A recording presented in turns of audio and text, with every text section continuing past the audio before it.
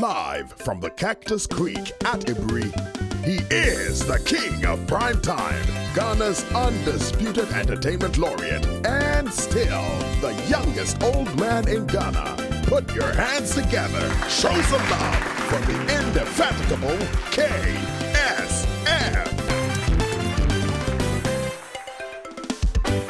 The KSM Show. We're back, we're back. You know, with this kind permission, I decided to hold him for a few more minutes, okay? But before we start talking this time, I want you to see this clip before we start talking. Take a look at this. Show me that video of the recruitment. Anchor for maximum security prison. I showed you that video. I said people are being recruited. Look at these people. They are kept sometimes for 2 weeks, 3 weeks. Just pay attention to their footwears alone. If anybody has had any regimented training or regimental training, they know. Look, some are wearing full shoe, some are wearing sandals, some are wearing combat, some are wearing all manner of things, some are wearing trousers, some are wearing blue tops, some have their bags, some have their even plates with them. And this thing has been happening not be today. Sometimes they keep them for 2 weeks and then they release them. These people I'm showing you now, they are already in the service. They are already in the service and you have an election coming. And we are toying with internal security because we are politicizing internal security. These people you see, they are already in the service. Give me the list. 22nd June 2022. Over 500 people were sent from the office of the chief of staff to go and join the immigration service. I want anybody to come and dare me. The date is there. Woo! Jonnie? Yes, what's you? How do you say that in Ghana? Wait, today? Put me on the spot.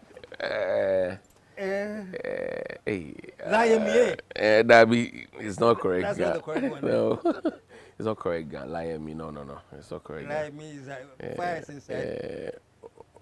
No, I can't remember. Only a why. No, only a clack lie. Hey, only clack. Only a clack. It's not clack. Clack. Yeah. Okay.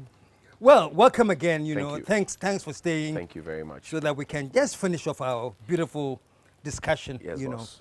know, and I deliberately started with this clip. You know, very hot, very truthful, very fiery. Now, this is the thing I want to ask from you. When the president was sworn in, he himself said he doesn't want a country of spectators. Right. You know? Right. He wants citizens. That's right. And I can vouch, because I go way back before you were born. I can vouch that the president at one point was a citizen. And he crusaded for justice. He was a citizen. Right. So when he said he wants citizens and not spectators, I understood. Because I was like, yeah, you yourself, you're a citizen.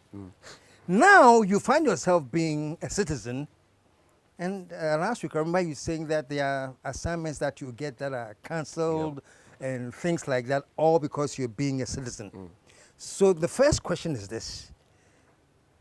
Has Jonnie's bite given you any problems that ordinarily you wouldn't have gone through? Yes. The threats are real. Threats? Yes, the threats are real. What kind of threats? Well, you get people calling you sometimes, or sometimes you meet in town. And they phone you? Yes, you get that. I've had an occasion where a member of this government came all the way to the frontage of TV3. I was just crossing the road to go and buy fruits from a lady we call Fatih opposite, and he stopped the car and says, "Oh, papa."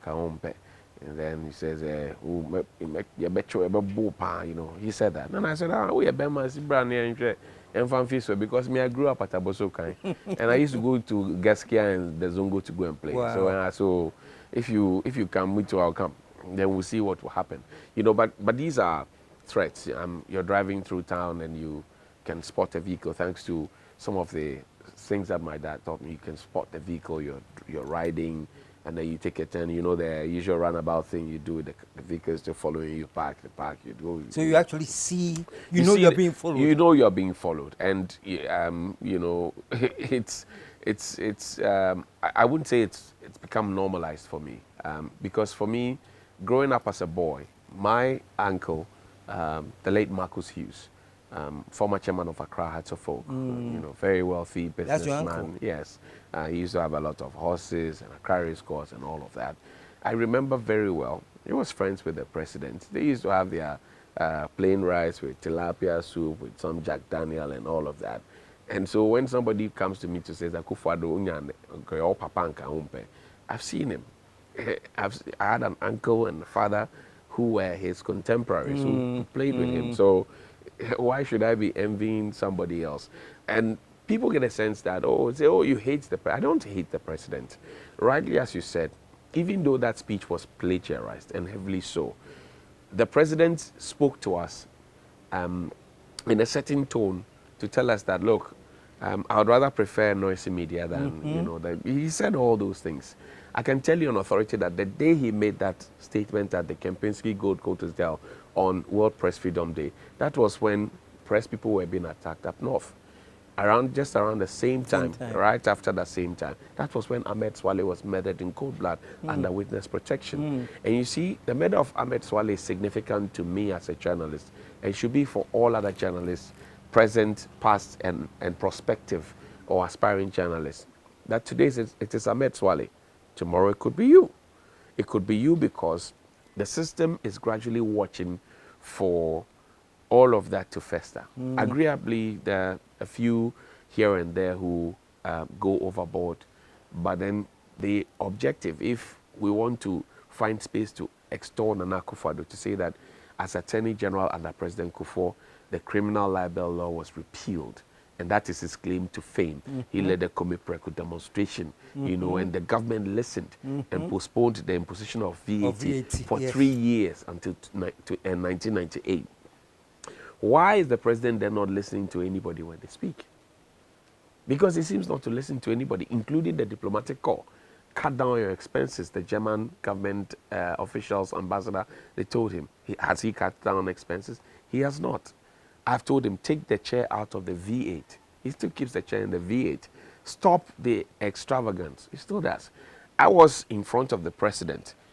I was here. The president was standing where this tripod is. In 2019, that was the last meet the president had on the 20th of December. He said, going forward, no refreshment sponsored with state funds, okay, that includes rice, should be foreign rice. The president still eats foreign rice at state functions, some of which I have been present at.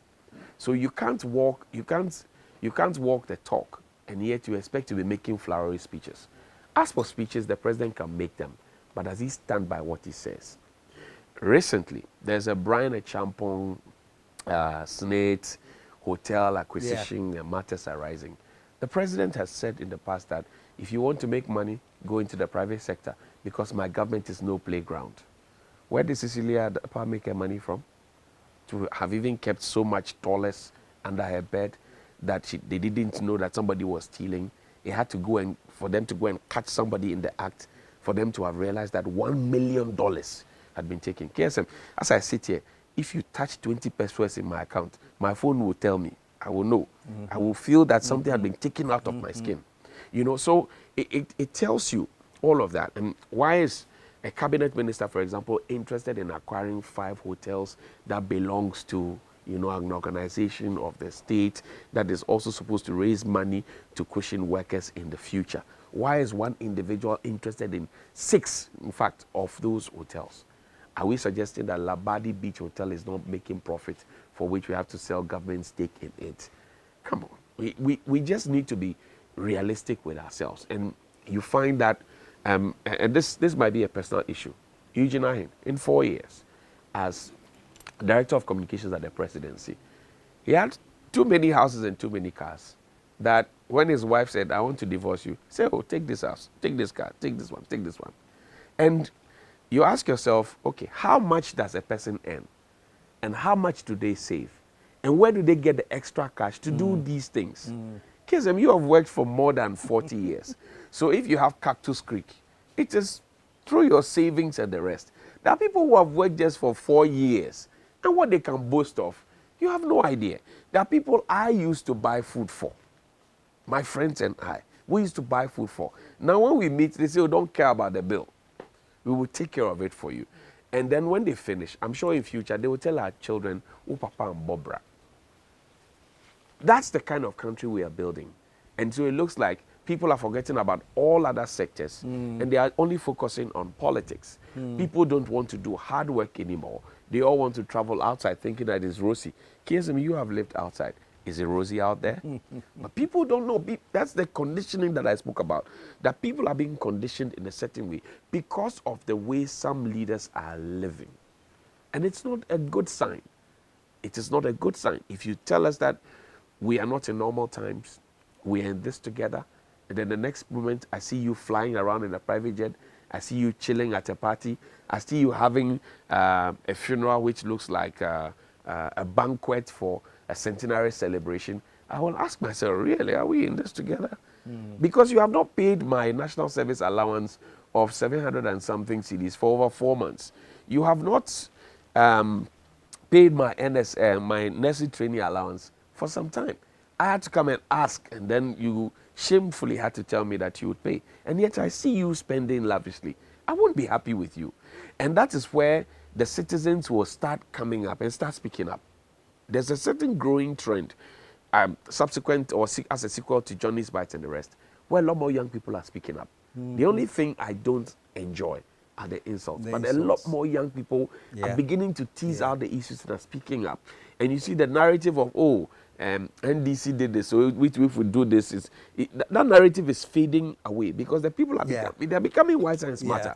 Now a lot more young people say, okay, NDC and people, you know, and sometimes when people say that, usually people in the middle class, you can clearly tell that, well, they give hope to one side, they've been disappointed. They give hope to another side, they've been disappointed. So now they say, okay, let me stay in the middle.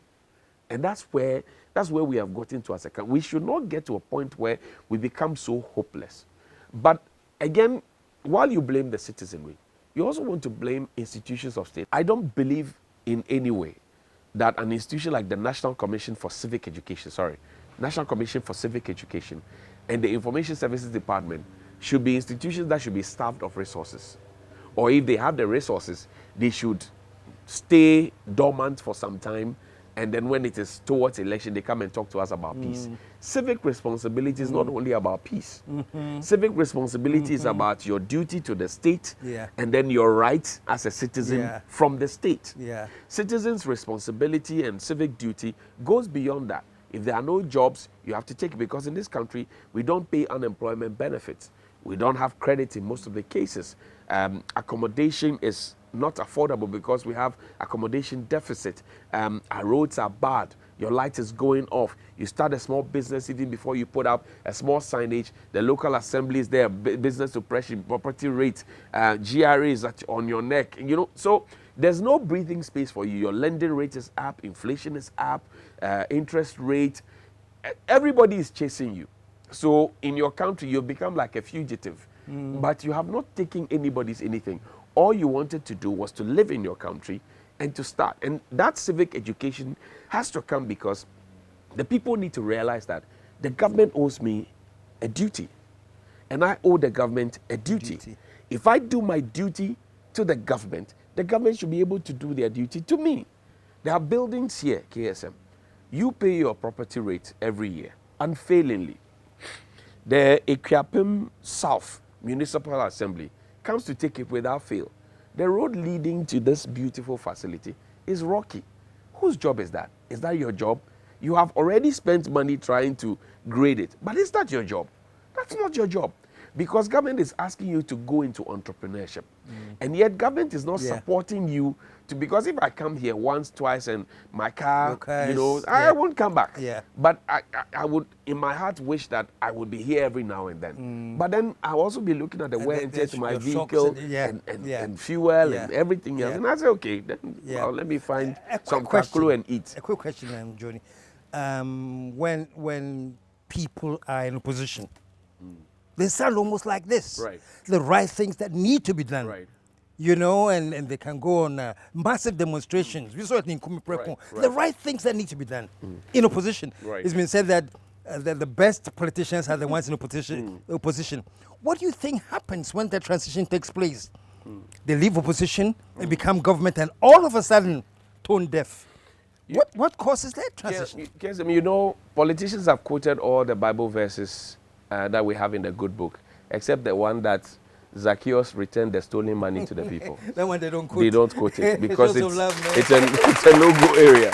And that's the kind of thinking that a lot of politicians are. I remember so well, Kujopon Nkrumah at the transition table telling us all that they've even refused to drink the tea because they want to save. And that they were going to use old vehicles that were used by the Kufuor regime because they want to save the country. Today, the president keeps a chair in the car. And all of them are quiet. They can't tell the president anything.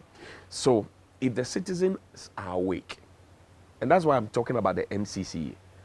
KSM, people attack their members of parliament and ask them to come and construct their roads, because they don't know.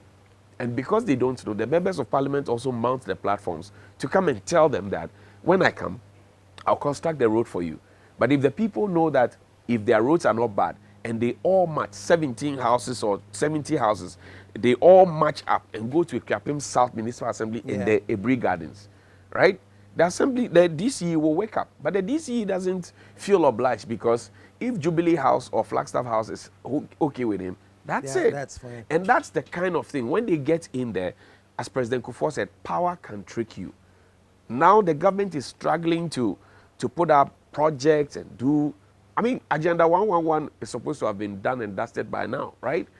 Now government is trying to do something just to, because power tricked them. And that's power tricked all politicians. But if the citizens were holding them accountable, they wouldn't have done that. 2, citizens like you and I feel that, we owe the nation a duty. So we pay our taxes so that nobody will come and embarrass us, because KSM, you have a name. And thankfully, by the grace of God, I'm also beginning to have a name, right? So we don't want anybody to come and destroy your name. When we finish paying our taxes, do we follow the money? Because elsewhere, when people pay taxes, they follow the money. They ask, how is the money used? How is the money being used? What is it being used for? So that we will not sit down for somebody later to come and tell us that we spent $12 million that we do not have on an Ijapa deal that never materialized. That we spent $2 million on the Sky Train that never happened. That we spent 11 million or 12 million cedis on the Pualugu multipurpose dam that has never come to fruition. So if people begin to follow the money and to ask questions, that becomes the problem. Number 3, the citizens are also the cause of it, where as soon as somebody gets elected as member of parliament or becomes a DCE, they assume that they have access to infinite wealth, and they go there with school fees and funeral bills and If they don't have, they will steal and give to you. And that shuts your mouth. Because when the day of reckoning comes and you have to speak up, you won't be able to speak up because you have taken some inducement from people. I tell my politician friends, you can give me a gift, I will take it. But tomorrow morning, if your matter comes, and your matter is not good, I'll say it. They say, but you are my friend. And I've done it to a few politician friends of mine. And you know, so now they know that you are only giving me this not to induce me. You're giving it to me because I am your friend. They say, take this and go and buy lunch. I say, how much is it? Sometimes when I take the money, I open the envelope in front of everybody. Say, keep it. I say, no. Let everybody see. So when you come and say you give me money, people will know what you give me. You know, we need to let people start realizing that when people get into positions of authority, it is not an access to infinite wealth. Again, pretty much like the way they treat you and I, KSM. They see you on TV, so you have all the money. We don't have where. We don't have where. So when you're doing Jonnie's Bite or like doing this program, do you get a sense that the citizens are not awake? And what will it take to awaken them? Is it an evolution that a certain time will come where we'll have that general consciousness across the board, or people have to continuously keep hounding and hounding and hounding? Because we have been polarized as a society. And since 1992, the electoral records will show NDC, MPP, and then they have what we now call floating voters who every now and then decide where the pendulum will swing. That's one. Number two, if the damage had happened over a long period of time, it would take an even much longer period to fix it. And that's the phase we are going through. Number three, MPP is in power now. Those who are affiliated to MPP are happy to be enjoying now. And there are some who are disgruntled, who are not enjoying. So they will join those who are complaining and those who are asking the questions. When power switches and they also get their share, they may take it. And I tell you what, I fear for one thing, that you see the plunder of the state that's happening, the grabbing of lands that is happening, right? And now today, even indigenous Ghanaians cannot have access to Ghana lands. The plundering and the grabbing that's happening. I fear and pray that it never happens, that if government should change, right? If the MPP wins, they could do worse. But if governments change, I fear that the next government, which is a different party, may do even worse than that, because now there are people who have seen that, oh, it is possible for KSM to get me into the police service even if I'm not qualified to join the police. So if KSM is able to do it, then if Scooby also wins power, he should be able to do it for me. If not, then Scooby doesn't love me. And that's where we are getting. So I saw a list the other time from the Office of the Chief of Staff, over 500 people, and they have been okay to join the immigration service. A direct letter to the Comptroller General is direct, say, go, give these ones, give them the job. I showed on Jonnie's batch about 3 weeks ago, prison service, Ankafo maximum prison, and you saw the shoes and things they were wearing. They were not ready for the training. They will be just there for 2 weeks, and then before you know, they have uniforms. They are part of us. So in terms of rudimentary training, infantry training, zero. They live in communities. When their friends see that they are affiliated to party A or B and they are getting these favors, when their party comes to power, they also demand for those favors. How do you build a country like that? Yeah. Where KSM has an issue, he goes to the police station and he doesn't know if he's talking to an NDP policeman or an MPP policeman. Yeah. He doesn't know if the person will look and say, oh, KSM crowd, CPP new crowd, fund is not fear. Meanwhile, there could be armed robbers at your home that you want the police to help you. Yeah. And that's the kind of dangerous society we are building.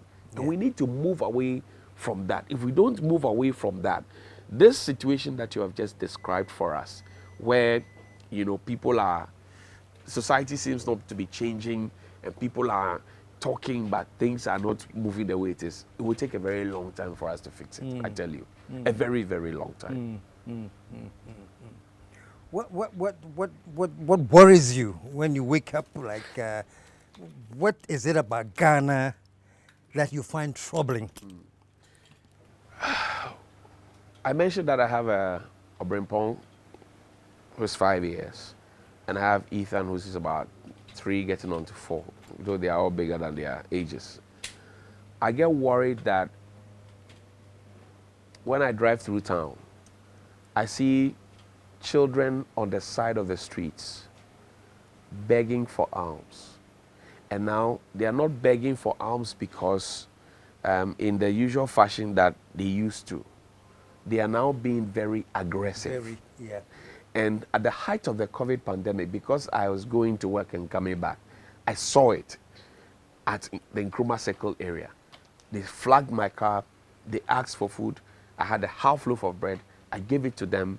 I rolled up, and then they stood in front of the vehicle. Some lied on the bonnet, and some were hitting the side of my, you know, the driver's side. And they were saying, "Give us money, my scam." And these are young people, 7, 8, 9, 12. They will stay on the street. They will grow up. So I take my son to school. I'm socializing my son well. I'm teaching my son values. I'm telling my son how to treat women. I'm teaching him how to have psychomotor skills, etc., etc. So he has a certain concept of life. These people on the streets, men or male and female, have not been socialized in that direction. They do not have any education, but they are growing up together. If they don't find what they want on the street, they will come to Obrimpong's home and Ethan's home and take from them. And as a society, if we don't fix that, right from Kaswa, all the way through airports, all the way through Adenta, all the way coming to Yarefa, we will be in trouble. It's only a matter of time. Because they are not only Ghanaians, they are also foreigners who are with them. So they are, you can say, okay, if they are Ghanaians, then maybe they will have the homobro. But there are people from outside who don't have a homobro because those kids, they fight. Have you seen them fighting before? They pick a stone and just hit. There's no love, there's no affection, there's no emotion. They just, you know, as they say in the Zongo where I grew up, they call it lion fight. You know, lion fight. Who wins, wins. If I hurt you, I hurt you. Go home and fix it. And they have no home, so they are on the streets. That's the kind of thing I'm talking. They'll be there, they'll grow up, they'll have children. So gradually, that population widens. And that's what worries me. And I keep asking myself, why do we have a Ministry of Gender, Children and Social Protection? We have a social welfare department that cannot boast of a single shelter, where if you pick children off the street, you can take them there, give them psychologists, reorient their minds, put them in rehab, put them back in school, and let the state take care of them. And who knows, we could have a minister, a president, you know, somebody come from amongst them. But we have left everything. You talk about it, they take them off the streets for 2 weeks, keep them in a certain hostel, money finish, they bring them back onto the street. Who are we fooling? That's what worries me as a person. Because if not, we will be building the next set of armed robbers who will be much more robust and sophisticated than Atayi. And that's dangerous. As somebody put it, it says there's nothing more dangerous society than a person with nothing to lose. Yeah.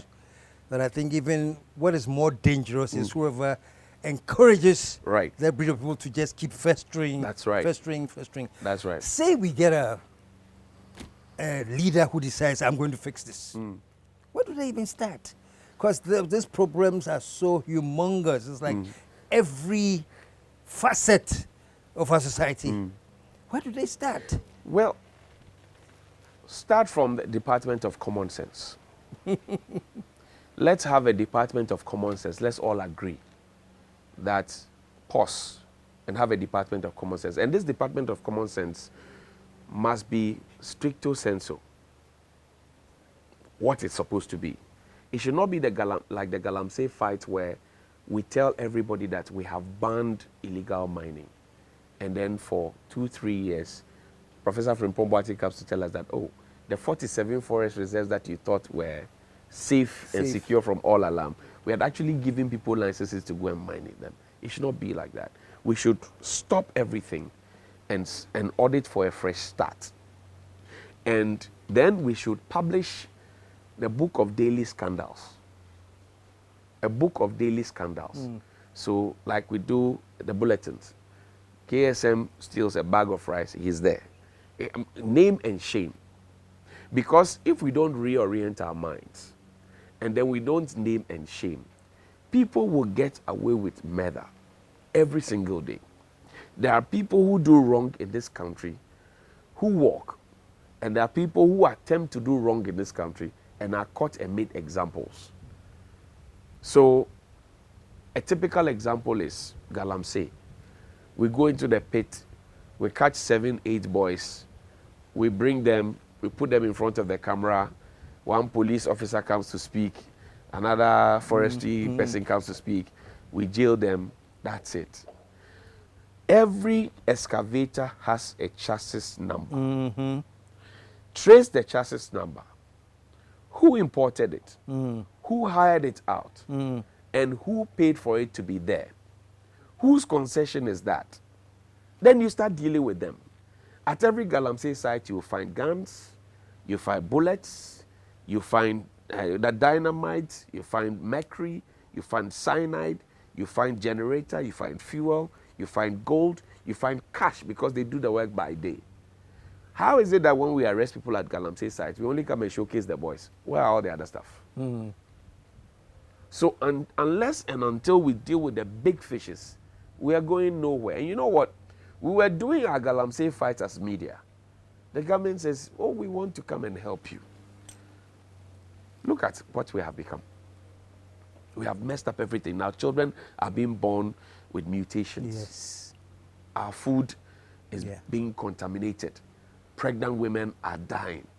And there's no conscience. People are only thinking about money, Yeah. money, money. How much money I can get. Money, money, money. And it looks like society glorifies that. So let's do it. Money, money, money. Oh, and we forget that some of those people, even when they have a headache, they get on a plane and they go out. Yes. The third point is that we should make it a rule from president down to the last man. Obi ayare ayenko Kolebu, ko be wale wote Kolebu. O yare ayenko Suhum Government Hospital. Because it is unacceptable that your president will tell you that he's going for his annual leave. Checkup. Meanwhile, his annual leave. Annual Meanwhile, leave. he's going for checkup. When Dr. Baumia had his crisis, where did he go? He was in London. Where does the Speaker of Parliament go when he has issues? In fact, as we speak now, until not so long ago, he returned from one. If you are spending state resources, if it's your private resources, that's fine. But if you are spending state resources, we should let them go and feel what the citizens feel. Yeah. That way, when the citizens talk about the fact that there's no water flowing at the mother and child unit, or if you like the neonatal department of Kolebu, they will go and fix the pipe. But if they don't feel it, they won't care. Yeah. They don't feel it. They don't feel it. They Yeah. don't care. How is it that in a country you have a minimum wage, okay, that cannot afford, that cannot buy a loaf of bread? So if you work the whole day, you cannot buy a loaf of bread. And then you have people who have run away from this country, who are in the US, UK, Canada. They make videos, they go live on Facebook and the rest. We complain too much. Here the bread is £2.50. I said, but what is £2.50 in Ghana? Yeah. Give me £2.50 every Yeah. day, and I will show you how to live a lavish lifestyle. £2.50. Give me. I don't know. Yeah. Yeah. Yeah. It's very worrying, when especially those who live outside the country. Who was it that says recently that if you go to Canada or someplace, the rent is even much higher than Yeah. Ghana? Some kind of analysis that was It doesn't add up. so lame. It doesn't add up. And KSM, one other sad thing for me is that a lot of our young women are now professionally prostituting in the name of hookup, Yeah. just to feed. It is the reality on the ground. A lot of our young women are now professionally prostituting just to feed, and they call it hookup. Recently, there's one called Unsingle Me. And it's, I mean, how do you build a society like that? Your HIV prevalence is going up. Your teenage pregnancy is going up. And it's all bread and butter issues. If you fix, give me food like Stoneboy, give me food, give me clothes, give me love, and give me shelter. That's all they're asking for. Yeah. That's all they're asking for. And it doesn't matter which regime, whether it's John Mahama, Baumia, Akufo-Addo, they must do right by the people because they swore an oath. Yeah. I don't think that the president has lived by the oath he swore. And the people around him won't be able to tell him that he has done that because they are enjoying the largesse of the office. They don't want to lose it. But somebody should be able to look him in the face like what Alhaji Dr. Mustafa Hamid said, that, boss, you have failed. Somebody needs to tell him. If the one who speaks for Dr. Baumia's campaign, Dennis Abuaji, is able to say on radio, and which is also on Facebook, that if another government had been in power, the dollar would have been sold at 20 cedis. 2014, the dollar was growing that fast. If the same managers were here today, we'll be buying dollar at 25 cents. Really? It means that internally, he had fed that hogwash to Dr. Baumia. Yes. So he feels confident to come and share it out there. Yeah. But that kind of hypothetical analysis has stopped. Because when we go to the market today, and if you're an importer or you need something that you have to use hard currency to buy, they won't ask you a hypothetical question. Yeah. And you won't do assumption. It is there and then. How much are you forking out to buy what you need? And they need to get that into their heads. I think that the government needs to be more conciliatory than to be combative and defensive. Yeah. Because at this point, that's not what we need. Yeah. You Yeah. have failed, accept that you have failed, Yeah. and stop explaining things away. Yeah. And We don't being need grammar. and being so dismissive. Yes, That's the dismissive. part that really It's irks not. It's not. me, It's not you know. cool. It's not cool at all. Yeah. You have a year of roads, second year of roads, another year of roads, and then when you finish, you say, let's do pothole patching. And you don't construct the concrete roads that you promised. You said concrete roads were going to be in place of asphalted road. Now you have a year of asphalted road, another year of asphalted road, a second year of asphalted road. Now you say, oh, I've given you 150 million. Go and patch potholes. What kind of mathematics is that? And that is my good old son, Jonnie, from Jonnie's Boy. Jonnie, man, I mean, we can talk like this for 3 weeks. I know. It is so sad. I know. It is so sad that, you know, people like you are out there raising very, very important, significant issues. And sadly, the whole thing will be taken as a partisan thing. Yeah. You know, I'm sure you've probably been... I hear that a lot. And KSM, Yeah. I'd say this, maybe in closing. There are those who say, oh, yes, okay, those MPP is in power. He's talking. We are waiting when NDC comes to power. We see if we'll talk. Thankfully, I've practiced. I started practicing in Kufuor Part 2. So Kufuor Part 2, Mills Part 1, Mahama Part 1, Akufo-Addo Part 1, Part 2. I have been around. Those who know me know me. And that's why I started the conversation last week from, you know, when I was a kid. And I remember so well when I was a kid, they took us on an excursion. Mr. Saki will remember this. They told us we were going to get individual seats. Somehow another bus didn't turn, the other bus didn't turn up. So they parked us into the bus. And I kept protesting in the car. And the Jama I lifted was Shika Wa Wamping. I said it in the car. The teacher was never happy with me. He whipped me. But many years after primary school, he meets me in there and says, you have never changed. You have never... I said, so that's how I've been. Those who know me, know me. In my church, they know me. My mother used to tell me in the Mahama regime, she used to say, you money war manche. To wait, it is God that enthrones kings. So allow the man to feel free. Today when I talk, her friends who were supporting her then now call her to tell me to tone down. I said, is it because it is your party? If it is good for the goose, it's good for the gander. And if you do right, it is right. If you do wrong, it is wrong. Finish. So that's who I am. That's who I am. And continue to be who you are. Because that's what Ghana needs. Yeah.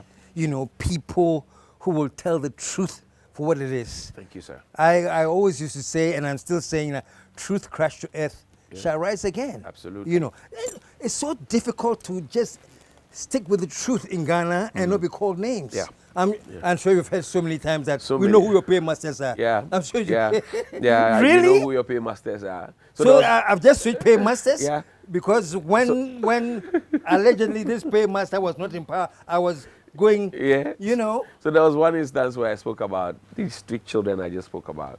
And somebody says, oh, he has gone to give birth somewhere, he has not gone to take the kid. I said, okay, come and show me, let me go and take, because I want more kids. I take care of other people's children. Yeah. If I have more, I want to take care of my children. And that matter vanished. They say, oh, he comes in the morning, he speaks so aggressively, he smokes weed. I say, okay, let's go and do toxicology test. But let's start from the Jubilee House. And then the matter. So I always would dare you. I said, let's go. I'm ready. Let's go. Yeah. But let's start from your bosses. Yes. Yes, all of us. So I don't smoke, they don't smoke. So let's go to the doctor together. Put the blood. verify. Let's put it there and start together. Let's start from the top. Yeah. Then I'll be there. Then we can all check it out. I mean, these are sadly from young people. Yeah. That's the saddest part. Whose employment is coterminous with the political, season. How? Show some love, man. Show some love. And that's the typical person that I love, because you know what? He tells the truth and let the chips fall where they may. You go figure out who the paymaster is. Jonnie, Welcome so much, Lord. Thank you, sir. I'm grateful. And everyone was telling me you signed up so perfectly the last time. I don't have a choice but to ask you to sign off again. So, folks, there he goes. In the meantime, in between time, we are out of here.